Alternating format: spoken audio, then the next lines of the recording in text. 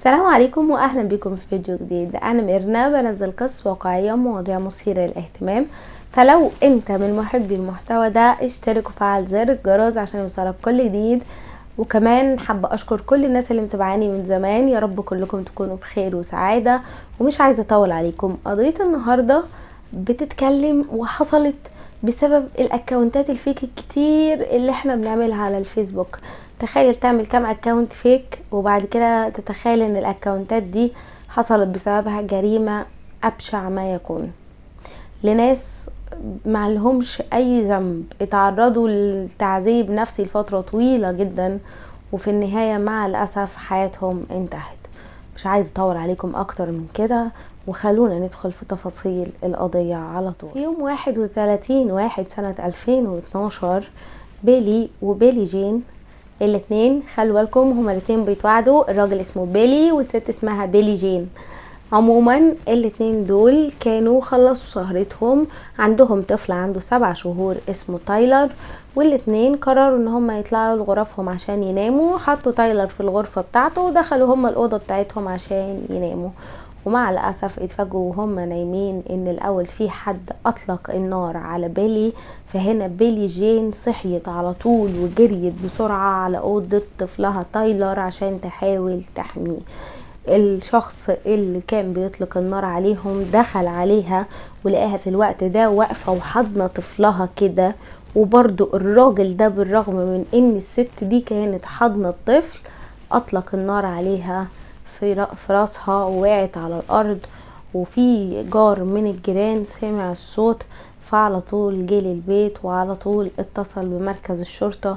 والشرطة لما وصلوا للمكان لقوا بيلي جين نايمة على الارض ولسه ايديها ملفوفة حوالين ابنها تايلر. يعني منظر بجد اقول ايه، يصعب على الكافر، يصعب على اي حد. ازاي اصلا الشخص ده اتجرأ ان هو يطلق النار على بيلي جين وهي في ايديها طفل رضيع؟ حاجة بصراحة يعني محدش يتخيل. انا مش عارفة اتخيلها، لو حد فيكم يقدر يتخيلها انا بصراحة مش قادرة اتقبلها. يعني هو حتى ما حاولش يشيل الطفل يهددها وياخد الطفل منها ويقتلها، لا ده اطلق النار مع ان الطلقة ممكن في اي لحظة كانت تيجي في الطفل الرضيع ده.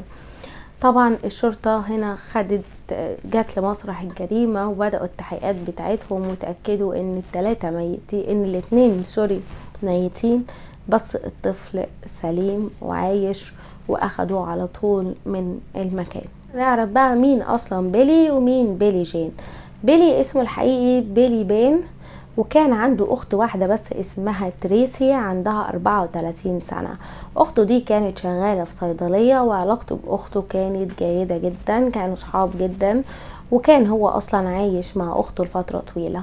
بيلي كان معروف عليه ان هو يعني سلوكه مش كويس، ان هو بتاع بنات، بيعرف بنات كتير بس ما بيدخلش في علاقة جدية مع بنت، وفي نفس الوقت كان بيتناول المخدرات. وبعد ما عدى على بنات كتير جدا وقع بالصدفة على بيلي جين، وعلى طول عرف ان دي الست اللي حابب انه يكمل حياته معاها. حبها بسرعة ووقع في غرامها وهي كمان حبته، وبدأ ان هو يغير من نفسه، وبدأ يقلل نسبة المخدر شوية شوية لحد ما على طول خلاص يعني قطعوا نهائي.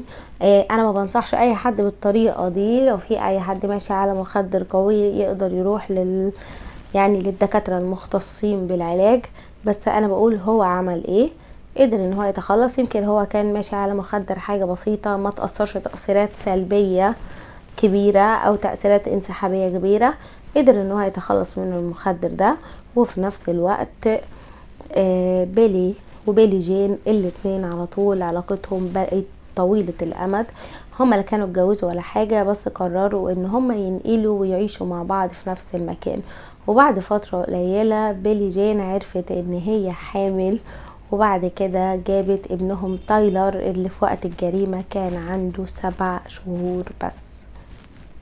وبعد فترة في الوقت اللي بيلي جين كانت حامل فيه، اتفاجئت ان عماله تجيلها رسائل غريبه جدا. يعني الفتره اللي المفروض هي تبقى سعيده فيها وفرحانه، عماله تجيلها رسائل غريبه جدا. الرسائل كلها شتايم، كلها تهديدات، كلها انت هتموتي، ابنك هيموت، انت بتشربي مخدرات، ابنك هيجي مشوه، انتي مريضة، انتي محدش هياخد بالي ومحدش هياخد يعني بالي مني، ولو خدتيه مني هقتلك وهقتل ابنك وهعمل وهسوي. تهديدات كتير جدا وكلام بشع كتير. وكل الرسائل دي كانت بتيجي من اكاونت مستعار او اكاونت فيك على الفيسبوك. الاكاونت ده كان باسم مات بوتر. واول ما قروا اسم مات بوتر جه في بالهم صديقتهم، وصديقتهم كان اسمها جانيل بوتر. جانيل بوتر دي اتعرفوا عليها عن طريق تريسي، هي كانت صاحبة تريسي اخت بيلي، فهم اتعرفوا عليها بسببها. وفي نفس الوقت كانت مرتبطة بابن خال بيلي وكان اسمه جيمي، فكانت هي يعني من الجنبين صاحبة تريسي وفي نفس الوقت حبيبة بنت خاله. وهم هنا راحوا واجهوا جانيل بوتر بالرسائل، وهي قالت ان هي ما تعرفش اي حاجة عن الرسائل دي وما بعتتهاش. ويمكن مات بوتر اخوها الصغير حاول ان هو يدافع عنها، عشان كده بعت لهم الرسائل دي. هما ولا ما ركزوش في حته يدافع عنها، لان ما كانش في مشاكل بينهم وبين بعض، فخلاص صغير هيدافع عنها عن ايه؟ بس الفكره ان البلده اللي هما فيها كانت صغيره جدا فوق ما تتخيلوا، فالبلده دي كل الناس فيها عارفه بعض. كان اسمها ماونتين سيتي، وماونتين سيتي عدد سكانها في الوقت ده كان 2000 شخص بس، الكل عارف بعض بالاسم. فكلهم عرفوا على طول ان هي كدابة، لان جانيل ما عندهاش اخوات صبيان، ما كانش فيه اخ ولد معاهم، هي كانت عايشة مع يعني مامتها وباباها. فعلى طول عرفوا ان هي كدابة، وعلى طول في الوقت ده هم قطعوا علاقتهم بيها هم. وتريسي كمان وقفت جنب اخوها وقطعت علاقتها بيها.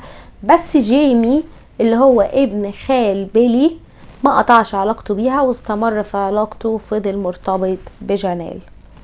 طبعا انا عايزه اقول لكم الكلام ده كله وصل للشرطه دلوقتي، والشرطه هنا بتحاول تعرف بقى مين هي جانيل، واحنا كمان عايزين نعرف مين هي جانيل بوتر، لان احتمال كبير جدا يكون ليها علاقة بالجريمة بتاعتنا. جانيل يا جماعة اتولدت سنة 1982، عاشت وتربت في فيلادلفيا. مامتها كان اسمها باربرا وباباها كان اسمه بادي. في الوقت ده كانوا كلهم عايشين مع بعض، وكان عندها اخت اكبر منها ب6 سنين اسمها كريستي. في الوقت ده العيلة كان فيها تفرقة غير طبيعية، يعني الاهل كانوا بيفرقوا بين جانيل وبين كريستي بطريقة فعلا اوفر جدا. اي حاجة جانيل تطلبها كانت بتحصل، اي حاجة كريستي تطلبها كانت ممنوعة ومرفوضة.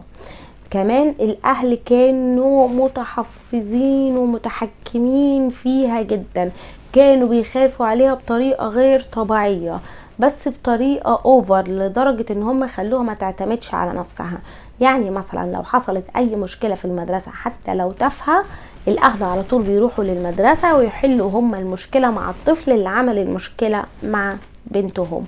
وفي نفس الوقت في مرة من المرات من كتر ما هي عارفة ان اهلها بيقفوا في ظهرها، هي تقريبا كانت متضايقة من بنت من البنات، فرجعت قالت لهم ان البنت دي لكمتها في وشها لان هي اجمل منها. وفي الوقت ده اهلها عملوا ايه بقى؟ راحوا بلغوا الشرطة ورفعوا دعوة قضائية، وكانوا هيوصلوا الموضوع للمحكمة لولا ان اهل البنت دي حلوا الموضوع ودي بينهم وما بين بعض. فالاهل كانوا بيخافوا على جانيل بطريقة غير طبيعية. والسبب في كل الاهتمام ده ان جانيل كان عندها امراض كتيرة. اولا كانت مريضة سكر، ثانيا كانت عندها صعوبة شديدة جدا في التعلم، ثالثا كانت شبه صماء، يعني عندها حاسة السمع ضعيفة جدا جدا لدرجة انها ممكن تفقدها في اي لحظة. وزي ما قلت لكم كان عندها صعوبة كمان في التواصل الاجتماعي. المشكلة هنا ان جانيل كانت كدابة جدا، كدابة بالفطرة، يعني من الاطفال اللي كانوا بيدعوا المرض جدا. يعني وهي كبيرة في سن المراهقة كانت ممكن تكون ماشية عادي جدا وتروح موقعة نفسها في وسط المدرسة بقى، في وسط البيت، في وسط اي حاجة، المهم عشان الناس اللي قدامها يفكروا ان البنت دي اغمى عليها. فالناس بقى ايه، هي عايزة تجذب الانتباه، تجذب تعاطف الناس ليها وهكذا. وكانت بتنجح في ده لوقت طويل. الوحيدة اللي كانت شايفاها على حقيقتها وعارفة ان هي كدابة هي اختها كريستي. بس المشكلة حتى في الخناقات بين كريستي وجانيل العيلة كانت دايما بتحاول تطلع ان جانيل المظلومة وكريستي هي الشيطان مهما كانت جانيل غلطانة. كريستي حاولت كتير جدا ان هي تقنع اهلها ان جانيل بتكذب، ان في امراض جانيل ما بتبقاش مريضة بيها وجانيل بتمثل، بس عمر ما حد صدقها ابدا. وفضلت كده فترة طويلة. في الوقت ده كريستي اول ما خلصت المدرسة الثانوية كانت زهقت من كل حواراتهم ومن كل تفضيلهم لجانيل عليها، زهقت من كل حاجة، فسابت لهم البيت كله ومشيت، وقررت ان هي تشتغل وتعيش وتستقل بنفسها وتبعد عنهم خالص. انا في عادة ما بفضلش الموضوع ده في اوقات كتير، بس بصراحة في حالة كريستي هي عندها حق. العيشة معاهم كانت ممكن تجيب لها امراض نفسية كتير جدا. الحمد لله ان البنت دي نجت من العيشة مع العيلة دي.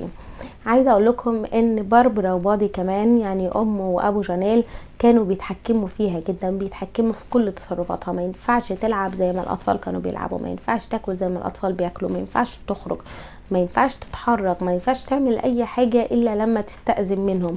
فالبنت ما اتعلمتش نهائي حاجة اسمها لا مسؤولية ولا اعتماد على نفس. كمان كانوا مدين للبنت كده زي ايه، مفهمينها ان هي تقدر في اي وقت من الاوقات تبقى واقحة مع اي حد، تغلط مع اي حد وبرضه مش هتبقى غلطانة، هي دايما على صح. وعشان ايه بقى؟ عشان هي لما بتتخانق مع الناس دي على طول امها وابوها بيجوا يتدخلوا ويحلوا المشكله، وجانيل تخرج من الموقف، وحتى مش بيقولوا لها انت غلطتي في كذا، لا انت عندك حق، هم اللي غلطوا ان هم اصلا استفزوكي. واكيد احنا بنشوف في حياتنا مع الاسف يعني نماذج كتير من كده، والنماذج دي بيطلعوا اولادهم مرضى نفسيين. البنت طلعت شايفة ان هي ما بتغلطش في حاجة، ان كل حاجة من حقها، من حقها تاخد اللي هي عايزاه، ما بتكدبش، ما بتغلطش، يعني الكذب مش غلط، كل حاجة ممكن تفلت من العقاب بيها.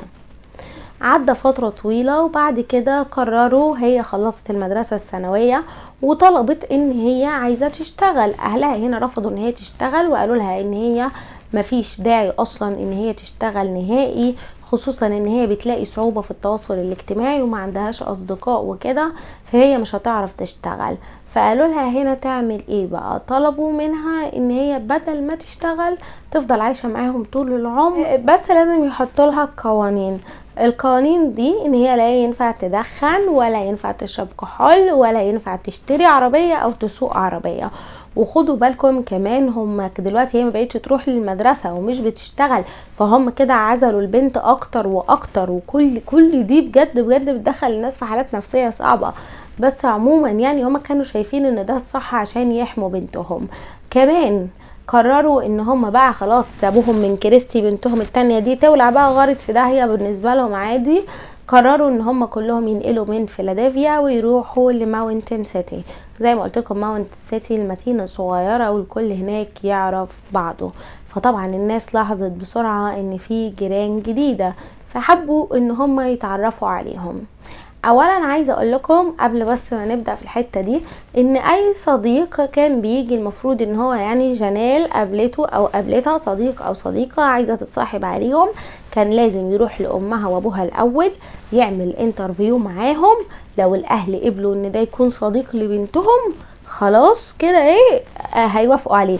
يعني تخيل انت دلوقتي جاي بتتكلم معايا في صداقة هتبدأ ما بيني وبينك، فاقول لك لا معلش استنى تعالى اعمل انترفيو لماما وبابا يتأكدوا بس ان احنا ننفع يكون اصدقاء، وانت يعني انت تنفع تكون صديق ليا، هيصدق الاميرة ديانا هو. بس عموما يعني حتى الناس كان في ناس بتروح، بس حتى الناس اللي كانت بتروح لما بتتقبل بعد كده بينها وبين نفسهم بيحسبوها، ما بيحسوا ان هم مش عايزين اصلا يفضلوا مع العيله الغريبه دي، ليه يفضلوا مع الناس الغريبه دي، فكانوا بيبعدوا عنها. المهم هناك الناس بدأوا يحسوا اولا بحاجة غريبة. اولا لما بدأوا يتعاملوا مع باربرا الكل بدأ يبعد عنها شوية بشوية، لان هي بتعمل مشاكل على اتفه الحاجات، بتتخانق خناقات كتير جدا، بتعمل مشاكل مع كل الناس، محدش كان طايقها من الاخر. اما بالنسبة لبادي، فبادي كان بيروح يقعد مع الناس بيحكي لهم عن انجازاته في البحرية، وحاجة طبيعية لما حد يعمل انجاز في حاجة زي البحرية بيبقى حاجة حلوة. بس هنا ايه، هو بدأ بقى بادي يزود في الموضوع شوية ويحكي قصص وهمية وحاجات غريبة، وفي النهاية وسعت منه خالص وقال ان هو كان شغال في الاستخبارات، وان هو يعني يعني الموضوع وسع منه زيادة عن اللزوم. فطبعا الناس بدأت ما تصدقوش، وبدأت ما تحبش ان هي تقعد معاه ولا تسمع قصصه. في نفس الوقت كل الناس في المدينة بدأت تحس ان ليه ليه جانل في 20 من عمرها ولحد دلوقتي لا هي اللي متجوزة ولا هي اللي عايشة لوحديها، ليه عايشة مع اهلها؟ ولا عمرنا شايفينها بتركب عربية ولا سايقة عربية، ولا عمرنا شفناها بتدخن ولا حتى بتشرب ولا بتخرج ولا حتى عندها صحاب ولا اي حاجة زي، طبعا الحاجات دي طبيعية عندهم هم، ولا اي حاجة زي الحاجات الطبيعية اللي الناس بتعملها. ليه كده؟ ففي مرة من المرات جانيل كانت داخلة الصيدلية تشتري حاجة، وهناك تريسي هي اللي بعتت لها الحاجة دي. فطبعا زي ما قلت لكم الناس كلها بدأت تحس بالشفقة على جانيل لان دايما لوحديها وكده. فتريسي عرضت عليها ان هم اليوم دول، يعني اليوم ده، تخرج معاها هي وصاحبتها. وفعلا ده اللي حصل. تريسي قررت ان هي تروح تعمل الانترفيو بجد والله عند اهل جانيل، وقبلوها. وجانيل بدأت تخرج معاها وبدأت تقضي وقت حلو، واخيرا بدأت يعني تعيش حياة اجتماعية شوية.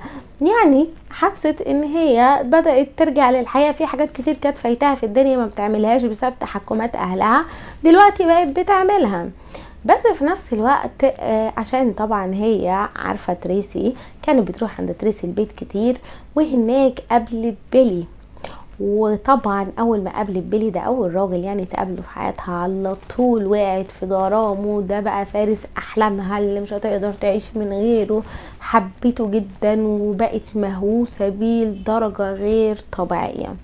كانت عارفة ان بيلي كل شوية بيعرف بنته ويسيبها وكده، بس الموضوع ده ما كانش بيضايقها نهائي، لان هي كانت عارفة ان في النهاية علاقات بقى، يعني كانت فاكرة ان هو يتجوزها هي في الاخر. واساسا ما حدش يعرف اذا كان بيلي اصلا كان واخد باله ان هي معجبة بيه، يعني كانت بتقعد تسبله مثلا كان بياخد باله ولا كده. ما حدش يعرف خالص اذا كان اصلا بيلي اخد باله ان اساسا جانيل كانت معجبة بيه ولا لا. فضلت مهووسة بيه لفترة طويلة لحد ما في النهاية اتعرف على بيلي جين. طبعا برضو في الاول هي كانت فاكراها عايزة تفصلهم عن بعض، فاكرة ان العلاقة بتاعتهم دي برضو علاقة اللي هي فترة وهتخلص. بس لما اكتشفت ان هما نقلوا مع بعض وان دلوقتي بيلي جين حامل، عرفت ان مفيش امل ان الاتنين دول ينفصلوا على بعض عن بعض يعني. وقررت ان هي لازم تنتقم من الاتنين دول. تنتقم لإيه؟ بصراحة انا مش عارفة، بس هي قررت الانتقام. وهنا عملت كمية اكاونتات فيك وبدأت تبعت الرسايل، ومنهم الاكاونت اللي هو بتاع مات بوتر. فضلت تبعت رسايل وتشتمها وتبهدلها وهكذا وهكذا كتير، لحد ما هم جم واجهوها زي ما قلت لكم. وحتى بعد ما قطعوا علاقتهم بيها، وتريسي برضو قطعت علاقتها بيها عشان اخوها بعد الرسائل كتير اللي كانت بتبعتها دي، جيمي فضل مرتبط بيها. بالنسبة بقى لعلاقتها بجيمي، هي ارتبطت بجيمي، بس طبعا هي ما تقدرش تعرف اهلها ان هي مرتبطة بحد. فكان هو مشتري لها موبايل في السر، وكانوا بيتكلموا في الموبايل في السر ده طول الوقت، وبيتقابلوا دايما لما كان بيتجمع مع بعض الخمسة، تريسي وبيلي جين وجانيل وجيمي. كانوا قبل ما تبعت الرسائل ويبطلوا يخرجوا مع بعض، كانوا الخمسة بيخرجوا مع بعض عادي جدا وعلاقتهم عادية. بس برغم من علاقتها بجيمي كانت لسه مهووسة ببيلي. عموما يعني جيمي كان بيكلمها كتير جدا، ولما كان يحب يروح البيت كان بيعمل نفسه انه هو جاي يصلح الكمبيوتر بتاعها، مش انه هو شخص على علاقة بيها خالص.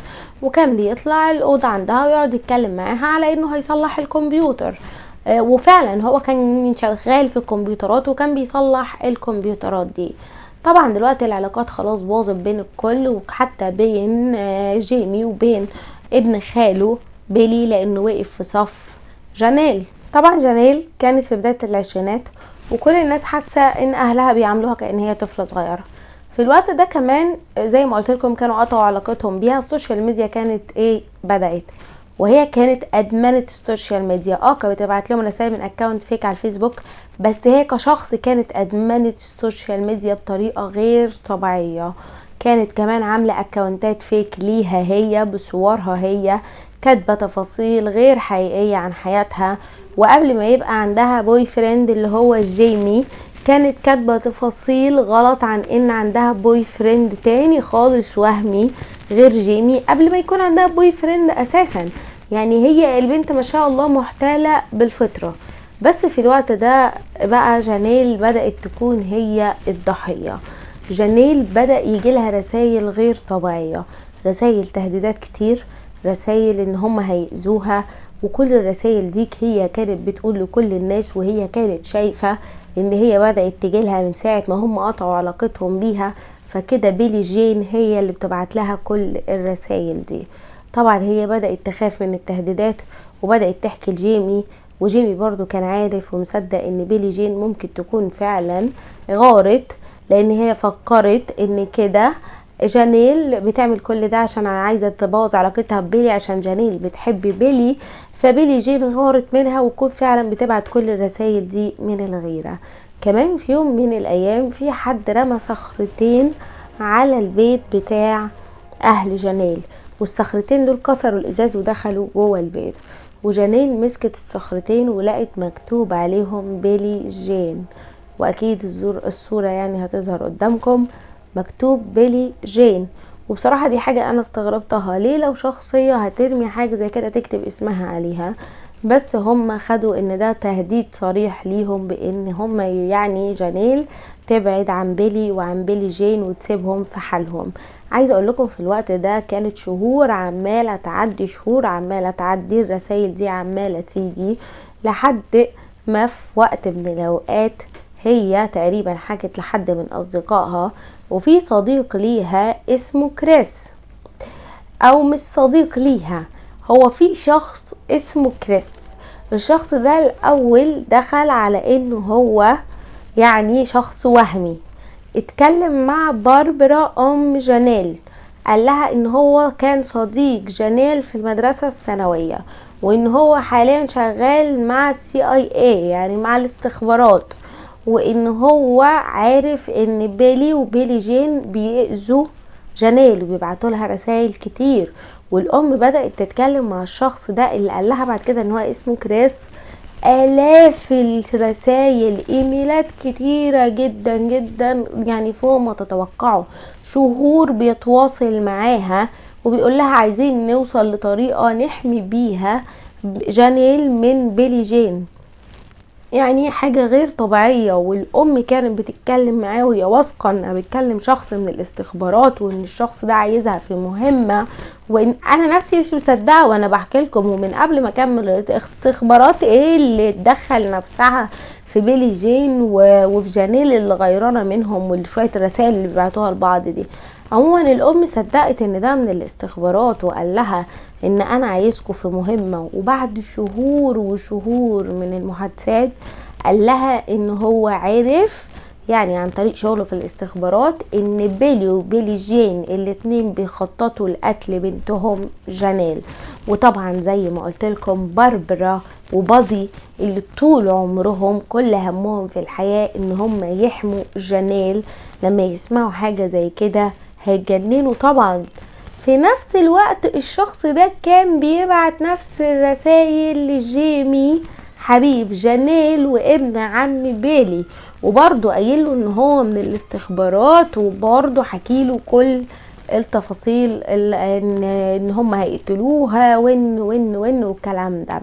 وبعد كده ادى تعليمات لباربرا وادى تعليمات لجيمي ان هما الاتنين يتقابلوا في البيت بتاع باربرا ويقعدوا مع بادي ويتفقوا هما التلاتة على خطة، والخطة دي هو اللي موجههم ليها، وهي ان هما يا جماعة يروحوا يقتلوا بيلي وبيلي جين قبل ما الاتنين دول يقتلوا جانيل. يعني هيتغدوا بيهم قبل ما يتعشوا بيهم، بمعنى صح زي ما بنقول بالمصري. يعني قمة الغباء. الناس دي كانت مصدقة فعلا هم كلموا حد من الاستخبارات، قعدوا يتكلموا معاه وحطوا الخطة، وفعلا اللي راحوا ونفذ الجريمة هم جيمي وبادي، هم اللي راحوا وهم اللي قتلوا بيلي وبيلي جين. طبعا الشرطة كانت عارفة، لان في فترة من الفترات الرسائل اللي كانت بتيجي لجانيل دي، اهلها راحوا قدموا بلاغ للشرطة ضد بيلي وبيلي جين، والشرطة فعلا حققت في البلاغ ده عشان تعرف ليه بيلي وبيلي جين بيبعتوا رسائل يشتموا جانيل. فكان في سجل كمان لبلاغ عند الشرطة غير كلام الناس. زي ما قلت لكم البلد ضيقة وكل الكلام اللي بحكيه لكم ده الكل عارفه، فليه فعلى طول الشرطة برضو بالبلاغ اللي عندهم اضطروا يعني على طول ان هم يروحوا. بس راحوا الاول جابوا مين؟ جابوا حبيبها جيمي، ده اول واحد استجوبوه.